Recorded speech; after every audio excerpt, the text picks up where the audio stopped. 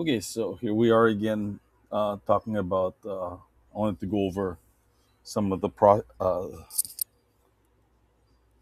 some of the prices here. I went over it the last time. Uh, so January 2026 to June 2026, Kauai how. I'm going to look at the condo specifically. The condo market, the median is 595,000, whereas in Kauai how, but the Koloa is considerably higher at uh, median for Koloa for condos is $1,053,000, whereas for residential homes, uh, for Waimea the median is 810,000, and the Koloa area is $1,305,000. Uh, so as you can see, if you compare prices to other parts of the island, or even to other the neighbor islands, Kauai's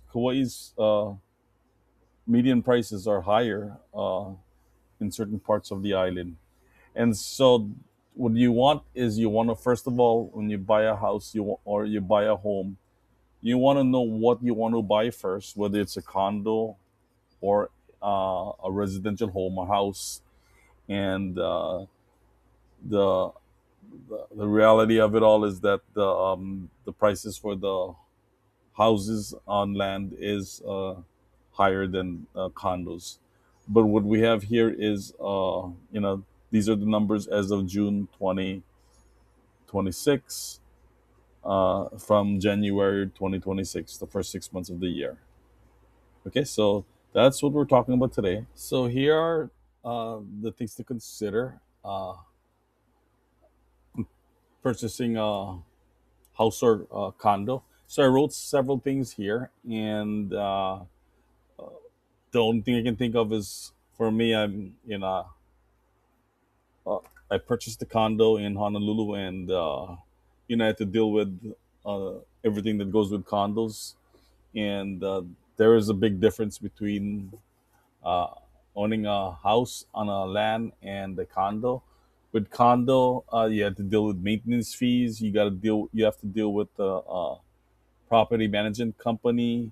You got to make sure that the your repairs are taken care of, and that if there's any leaks in your unit, it doesn't affect the unit below, because you are going to be responsible for any leaks caused by plumbing from your unit. So those are the things you got to consider. Uh, as far as the maintenance, you know, not so much maintenance. The property management company keeps you aware of certain plumbing things, especially building plumbing that you might have to do.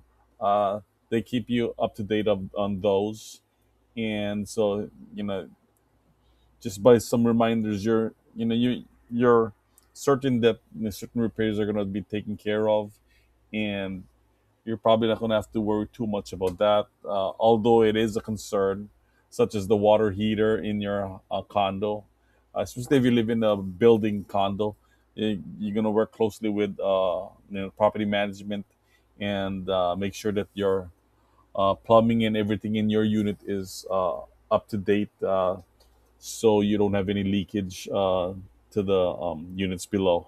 Whereas if you own your own house and a land, which I do now, have a family house and land, I can think of only two things. Now I got to do yard work. I don't mind doing that, and the other thing I can think of is I'm responsible for everything in the upkeep of the house, which is everything: the repairs, making sure the plumbing, everything. So I categorize everything in one category. But what's a big positive about uh, owning a house on a land? Uh, I like grilling and I like cooking, outdoors, which I wasn't able to do when I owned a condo in Honolulu. Now I own a house and property on a land. I can, grill and go to Costco, get some meat, and just grill whenever I want. So that's an added plus for me. So if you like doing something, cooking outdoors, you like grilling, having a house on land is a big plus. Uh, I enjoyed, you know, I enjoyed my time. Uh, I think it served my purpose by owning a condo because I was able to get the equity when I sold my condo, and so that's what I benefited from the equity built up over the years of owning a condo, which is what real estate does. So I think I like that part of it. But as far as living quarters, living between living in a house or a condo, for me, there's no comparison. I choose house on a land over condo. But anyway, that's something that you're gonna have to decide which what you want to do. And as you can see, the list here, uh, things to remember for a house on a land. I got no regrets. I just put something there. I'd rather live in a house on a land than on a condo any day.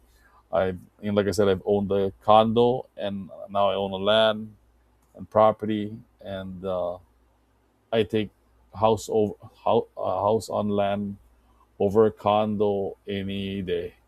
So anyway, that's my take on whether you should buy a condo or a house. It's really up to you, and I just wanted to put this out, put this recording, and see what uh, what comes off it. Anyway, I just wanted to let you know that yeah, there is a difference. Condos are on average much cheaper, uh, but if you want to work for the house on a land, uh, nothing beats a house on a land. I still believe. So anyway, that's just me. Anyway, hope you like this video. Until next time, you take care. I'll talk to you later. Bye.